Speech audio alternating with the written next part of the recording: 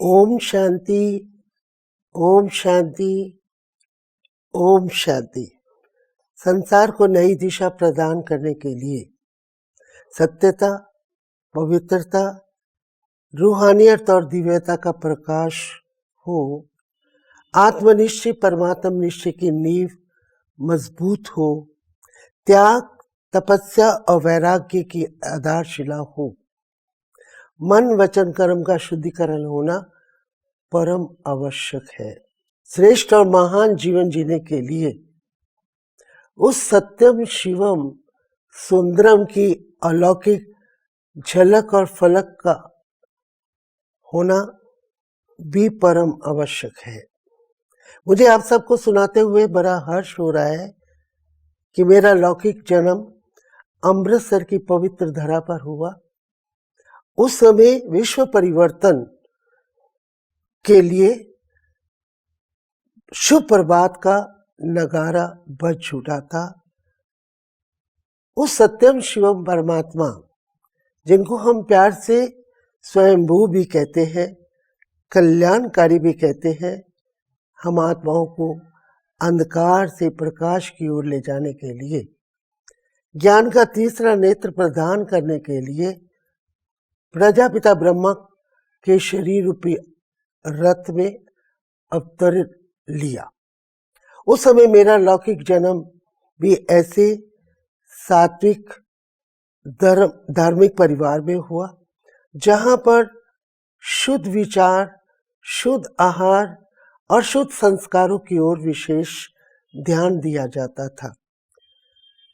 मैंने आर्य समाज स्कूल में शिक्षा ग्रहण किया और मेरे जीवन के अंदर आर्य समाज और सनातन धर्म की शुद्ध संस्कारों की अमिट छाप लग गई और मेरे अंदर रह करके यही संकल्प उत्पन्न होता था कि मेरा जीवन साधारण ना होकर एक विशेष होना चाहिए।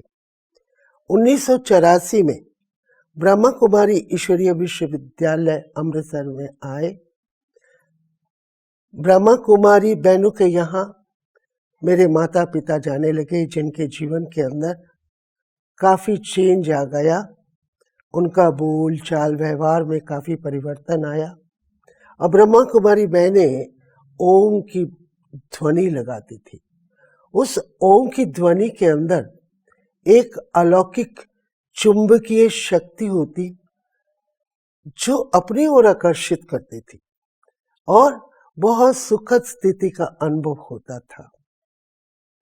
उस समय मेरे को वहां जाना अच्छा लगता था और मेरे को कुछ दिनों के बाद बहनों ने कहा कि कल यहाँ 12 घंटे का अखंड योग का प्रोग्राम होगा, जिसमें हम अगर चाहें तो परमात्मा का मिलन का अनुभव कर सकते हैं।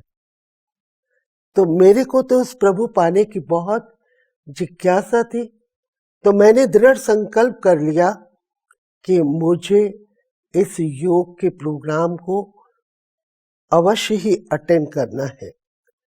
मैं बहुत शुद्ध हृदय से, सच्चे उद्गारों को लेकर, वात्सल्य प्रेम को लेकर उस 12 घंटे की योग साधना में बैठी।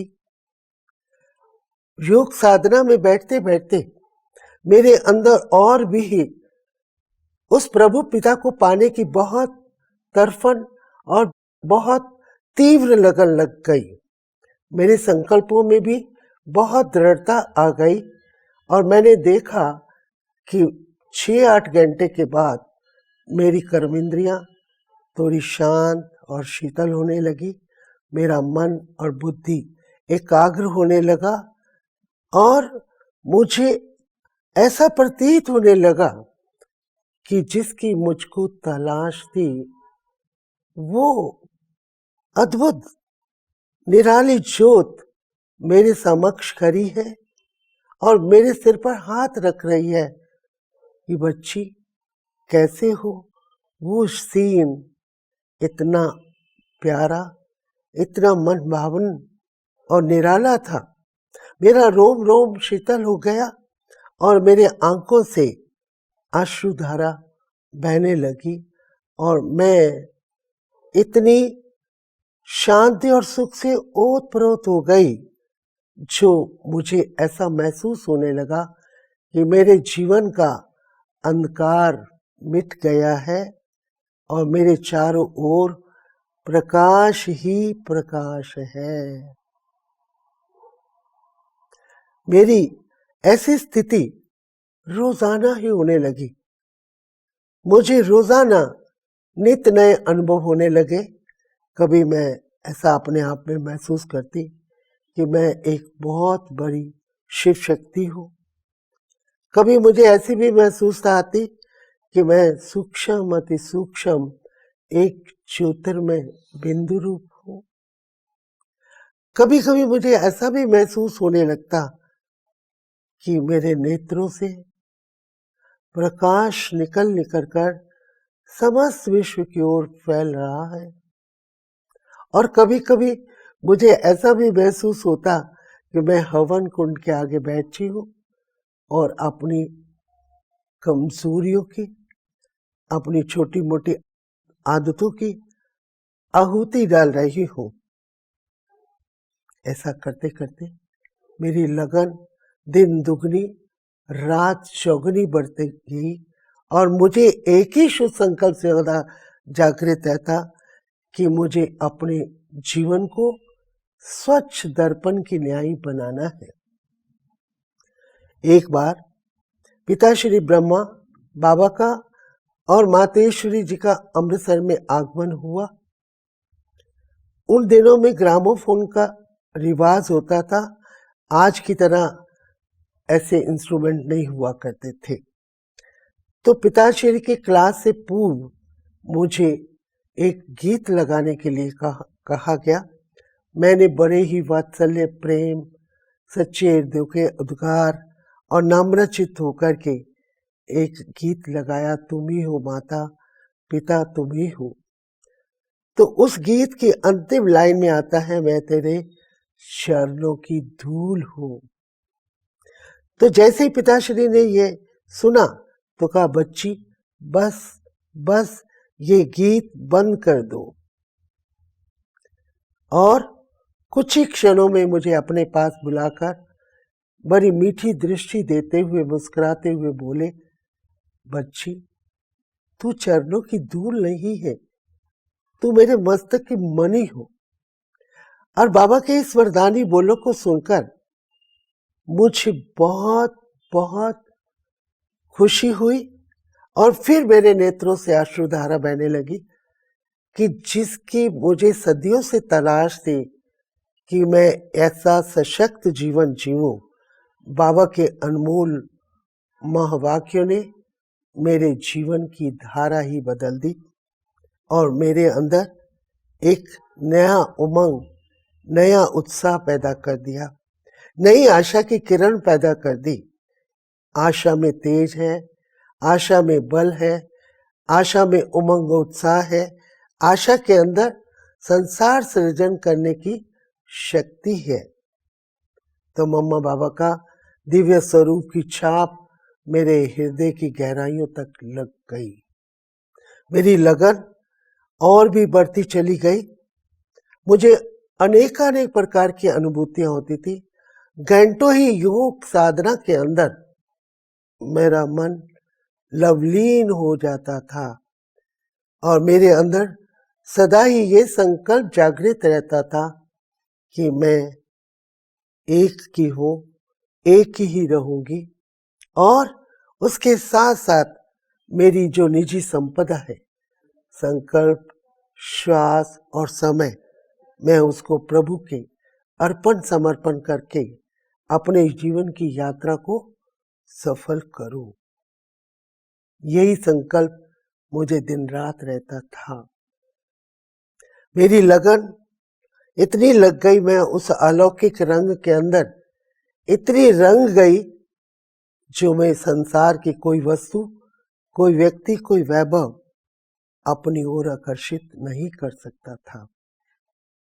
और मैं उस अलौकिक रंग में इतनी रंग गई, एक दिन मैंने क्या किया, अपने कपड़ों को गेरुआ रंग से रंग लिया और वो पहन लिया और मैंने दृढ़ संकल्प कर लिया कि मुझे सच्ची योगिन बनकर अपने जीवन की धारणाओं के द्वारा अपने जीवन को स्वच्छ दर्पण बनाकर एक सच्चा संदेशवाहक बनकर जन जन का कल्याण करना है, कल्याण करना है।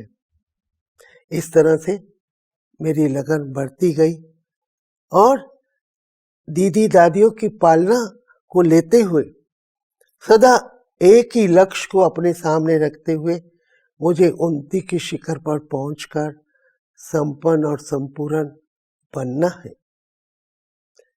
एक दिन क्या हुआ कि मैं बहुत दचित होकर के उस परम शक्ति परमात्मा, उस भोले भंडारी शिव की याद में बैठी थी। मुझे असीम शांति और सुख की प्राप्ति हो रही थी, परंतु उस असीम शांति और सुख के अंदर मेरा मन, मेरी बुद्धि एकाग्र होती गई और मैं सामने खुले नेत्रों से क्या देखती हूँ, एक बहुत सूक्ष्म, अति सूक्ष्म चमकीली ज्योत मेरे सामने आ रही है और मुझे अपनी ओर इतना आकर्षित कर रही है। वो उसमें इतनी चुंबकीय शक्ति थी जो मेरा मन बार बार उसकी ओर जा रहा था और वो ज्योत कुछ क्षणों के लिए ही थी और मैं बहुत ही उसमें मंत्रमुग्ध हो गई। 4 दिन के बाद पिताश्री की वाणी में ये आया कि आत्मा और परमात्मा पहले अंगुष्ठाकार के रूप में बताया जाता था, फिर ये बताया जाने लगा कि आत्मा और परमात्मा अंगुष्ठाकार नहीं है, वो सूक्ष्म अति सूक्ष्म ज्योति है और वो बहुत सूक्ष्म तेजस्वी ज्योत है जो मन की पीड़ा, मन के सर्व दुखों को हरकर सुख प्रदान करने वाली है। तो जैसे मैंने पिताश्री की वाणी में ये सुना तो मेरा रोम रोम पुलकित हो गया और मेरा मन नाचने लगा कि ओहो, इस विचित्र ज्योति का, उस अद्भुत ज्योति का मैंने परसों ही तो साक्षात्कार किया था। तो उस ज्योति ने मुझे अपनी ओर और भी आकर्षित कर दिया। मेरे अंतर की खुशबू पिताश्री ब्रह्मा बाबा के पास भी पहुंचती थी और दीदी दादियां, उसमें भी विशेषता जानकी दादी, चंद्रमणि दादी, मुझे एक खुशबूदार फूल बनाने के लिए ज्ञान से, विज्ञान से और दिव्य गुणों से बहुत श्रृंगारती रहती, जिससे मेरी लगन और दिनों दिन बढ़ गई। मेरी लगन को देखकर मेरे लौकिक परिवार वाले लोग बहुत चिंतित हो गए। उनको ये लगा कि ये तो मीरा जैसी हो गई है। उन्होंने मुझे सांसारिक बंधनों में बांधने के लिए अनेक तरह तरह के प्रयास करने शुरू कर दिए और मैंने देखा वो जितने तरह तरह की परिस्थितियां पैदा करते, मेरी लगन और दिन दुगनी रात चौगुनी बढ़ती गई। मैं हर तूफान को एक तोहफा समझती थी और चढ़ती कला का आधार समझती थी और मैं बाबा के आगे सदा यही बोलती, तू मेरी लाज रखेगा, मैं तेरी लाज जरूर रखूंगी। मुझे तो बाल ब्रह्मचारी रहकर फुल कास्ट ब्राह्मण बनना है और जन जन का कल्याण करना है। कल्याणमयी भाव, कल्याणमयी भावनाओं से, सद्भाव और सद्भावनाओं से कि पवित्र गंगा से संसार को पवित्र बनाना है, ऐसा मेरा संकल्प दिनों दिन दृढ़ होता गया। परंतु मेरे अंतर मन की आवाज पिताश्री के पास पहुंचती थी और पिताश्री ने एक दिन एक बहुत सुंदर शब्द मेरे लिए उच्चारण किए, क्योंकि पिताश्री पारस मणि की तरह चुंबकीय शक्ति उनके अंदर विराजित थी। क्योंकि सत्यम शिवम सुंदरम पिता का वास था, इसलिए वो जिसके लिए जो भी शब्द उच्चारण करते वो एक वरदान बन जाता।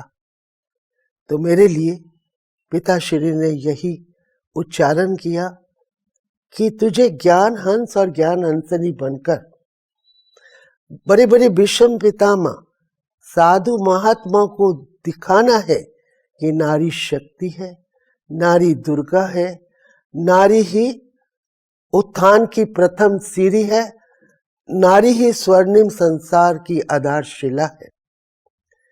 पवित्र जीवन शैली कोई सन्यासियों की धरोहर नहीं है। पवित्र जीवन जीने के लिए घर बार का त्याग करने की कोई आवश्यकता नहीं है।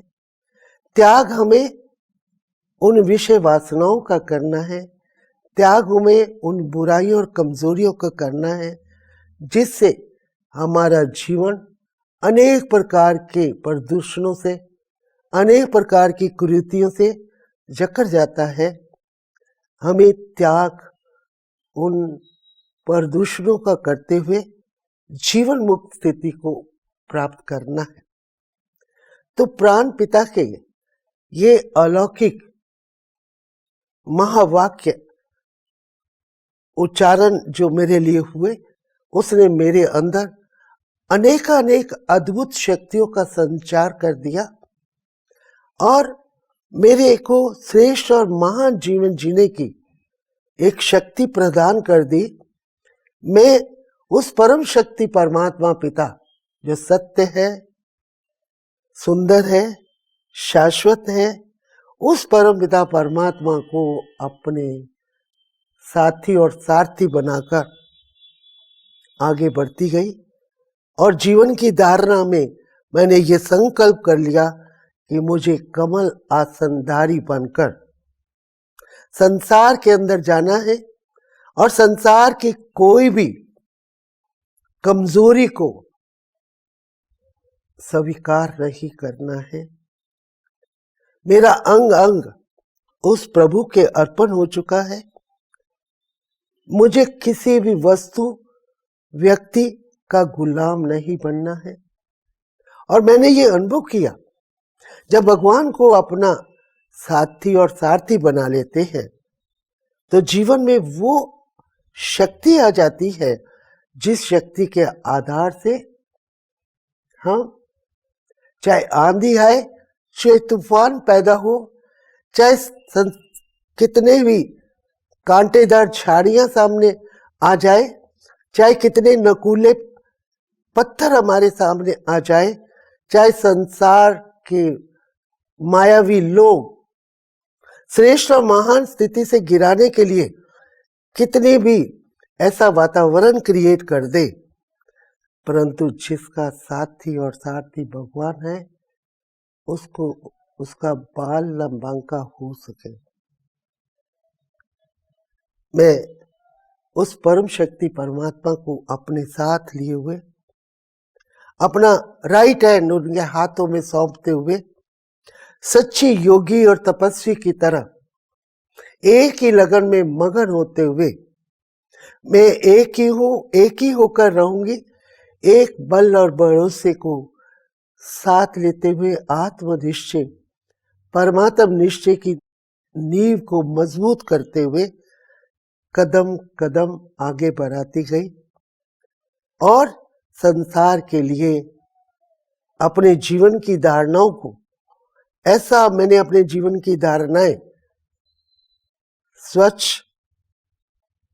सुंदर, श्रेष्ठ बना ली, मन जीते जगत जीत की तरह बना ली, जिससे संसार का कोई प्रदूषण, कोई ऐसा वैसा संस्कार मेरे ऊपर वार नहीं किया और मैं आगे आगे बढ़ती गई। मैंने अपने जीवन की गहराइयों से ये अच्छी प्रकार से अनुभव किया है, जो श्रीमत को एक ढाल बनाकर, योग को एक कवच बनाकर और ईश्वरीय मर्यादाओं को साथ में लेकर आत्मचिंतन परमात्म चिंतन की सकारात्मक धारा को प्रवाहित करके चलता है, तो परमात्मा पिता भी उनका रक्षक, उनका पालक, उनका सहयोगी बनकर पग पग पर उनकी मदद भी करता है और कदम बढ़ाने की हिम्मत भी प्रदान करता है। तो मेरे प्यारे भाई बहनों, मैं अपने जीवन के अनुभव के आधार से आपको ये कहना चाहूंगी कि सच्चा प्रेम, निस्वार्थ कर्म, मन वचन कर्म की शुद्धिकरण, निर्मल स्वभाव, निमित भाव और निर्माण भावनाओं को साथ लेकर के और सच्चा दिल जिस पर सच्चा साहिब राजी होता है, शुभ चिंतन की मणि को साथ लेकर के, शुभ चिंतन और शुभ चिंतक श्रेष्ठ और महान जीवन की आधारशिला है, उसको साथ लेकर के जो चलते हैं, तो परमात्मा पिता के साथ सच्चा संबंध भी जुड़ता है और सर्व गुण और शक्तियां भी प्राप्त होती है और जीवन की मंजिल बहुत ही सहज, सुलभ और सुंदर तरीके से पास ऑन होती है। तो मेरे प्यारे भाई बहनों, मैं आप सबको यही शुभ भावना और शुभकामना देना चाहती हूँ कि इस शिवरात्रि को शुभ रात्रि बनाइए और अपने मन, वचन, कर्म को शुद्ध कीजिए। अपने हृदय की सच्चाइयों, गहराइयों तक उस सच्चे प्रीतम के साथ सच्चा संबंध जोड़िए और कल्याणमयी भाव, कल्याणमयी भावनाओं को जागृत कीजिए, क्योंकि कल्याणमयी भाव, कल्याणमयी भावनाएं ही सद्भाव और सद्भावना है और ये सद्भाव और सद्भावना अमृत तुल्य है, मनुष्य को जोड़ने का काम करती है और सच्चे विश्व बंधुत्व की भावना को जागृत करती है। तो मेरा आप सबके प्रति यही शुभकामना और शुभभावना है कि आप यहाँ से ऐसा प्रसाद लेकर के जाइए जो सत्य और शाश्वत समृद्धियों को अपने अंदर जागृत करके और सच्ची धारणाएं, भारतीय संस्कृति की मूल धारणाएं, सत्यता, पवित्रता, दया, करुणा, अहिंसा है, उन धारणाओं को अपने जीवन में अपनाते हुए कदम से कदम मिलाकर के आगे बढ़िए, तो आपका जीवन, आपका मनोबल इतना सशक्त और सुदृढ़ हो जाएगा, आप में इतनी एकाग्रता की शक्ति आ जाएगी, जो आप बनना चाहो वो आप बन सकते हो। आप ये जानते हैं कि भारतवर्ष के अंदर एक मंदिरों में एक बहुत सुंदर जय घोष करते हैं कि धर्म की जय हो, अधर्म का विनाश हो, प्राणियों में सद्भावना हो, विश्व का कल्याण हो। तो मेरे भाई बहनों, विश्व का कल्याण स्वयं के कल्याण से ही होगा। स्वयं की कर्मेंद्रियों के ऊपर स्वराज्य करने से ही विश्व में राज्य कर सकते हैं और सद्भाव और सद्भावना हमारे अंदर तभी जागृत होगी जब आसुरी प्रवृत्तियों का, आसुरी वृत्तियों का दृढ़ संकल्प के योग अग्नि से विध्वंस करके धर्म को, धारणाओं को अपने जीवन में धारण करें और शिव संकल्पस्तु हो जाए। शिव शुद्ध संकल्प में अपने आप को स्थित करें और रोज रोज राज योगा मेडिटेशन का अभ्यास करके अपने अंदर शुद्ध विचार, शुद्ध आहार और शुद्ध संस्कारों को लाइए। यही मेरी आप सबके प्रति शुभकामना और शुभ भावना है। उसके लिए मैं ये जरूर कहूंगी, एक कदम तुम चलो, एक कदम हम चले, कदम से कदम मिलाकर चलो तो मंजिल पर पहुंच ही जाएंगे। ओम शांति।